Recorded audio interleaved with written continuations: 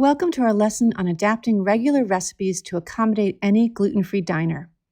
Many of us are spending more time at home than usual lately and are ready to make something different for dinner. Cooking at home is the safest, easiest, and most inexpensive way to create a great gluten-free meal. You control the ingredients and the preparation to make sure no gluten slips in. If you are new to the gluten-free world, you may be missing some of your favorite dishes and be wondering what you can safely eat. Did you know that you can adapt just about any recipe to be gluten-free in just 3 simple steps? Follow along and learn from the gluten-free veterans who have been doing this for years. You probably already have a shelf full of recipe books and dozens of saved online recipes. With some minor substitutions, you can make nearly anything. Okay, let's be honest. There are a few recipes that will not easily convert and need a special gluten-free version. These are wheat-based baked goods like breads, cakes, and dumplings. As a general rule of thumb, if a recipe calls for more than 1/4 cup of wheat flour, you should use a specific gluten-free recipe, as there is no one good flour to replace the structure and elasticity that wheat provides in baked goods. Just about everything else can be easily converted to gluten-free. Take a moment and download our Common Gluten-Free Substitutions Quick Start Guide. You can find this handout in the notes section below the video. Step 1. Carefully read and review the full ingredient list. Take notes of any ingredients that commonly contain gluten.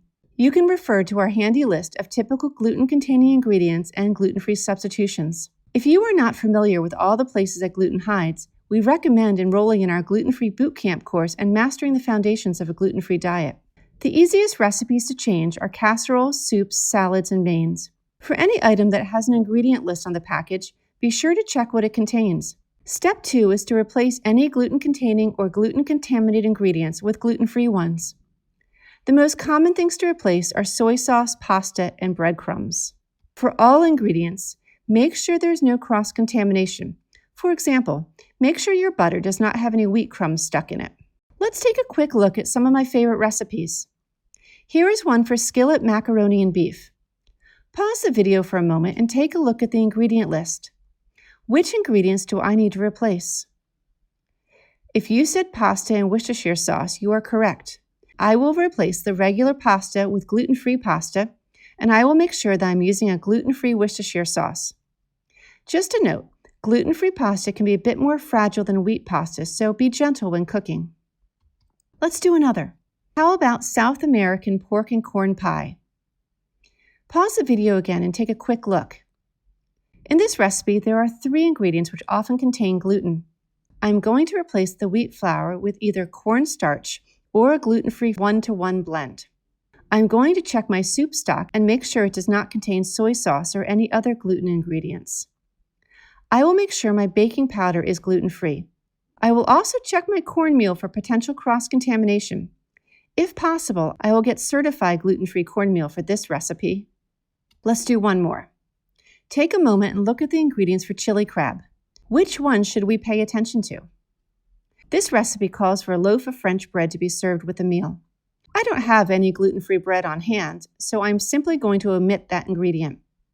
I am going to check the labels on my chicken stock, black bean paste, sweet chili sauce, and the ketchup just to make sure there is no hidden gluten. Step 3 is to cook the meal from start to finish using safe, gluten-free protocol to make sure that gluten does not accidentally sneak into your food. Remember, a little bit of gluten makes a gluten-free meal no longer gluten-free. Be sure to use clean pans and utensils for preparation, cooking, and serving. If you are cooking more than one dish, make sure you do all of the gluten-free food first and anything that contains gluten after. Bonus! Just one more personal tip from me. Write on your recipes.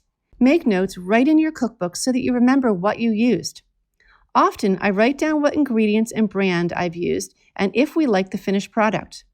Adding a date to your notes will help you remember how long ago you last made the recipe. You will be surprised as to how happy you are to come across notes months and years down the road. My 4-year-old daughter helped me take notes for this recipe. She is now 17, and I can remind her how much she loved it. Okay, dust off your cookbooks and turn to your favorite recipes. What dishes do you miss? Remember to follow our 3 steps. Read and review, replace, Follow gluten-free protocol. If you need more help mastering gluten-free living, enroll in our gluten-free bootcamp. This course will help you master the gluten-free foundations of what you can and cannot eat, where gluten hides, and how to find and eliminate cross-contamination. Thanks for watching and happy gluten-free living.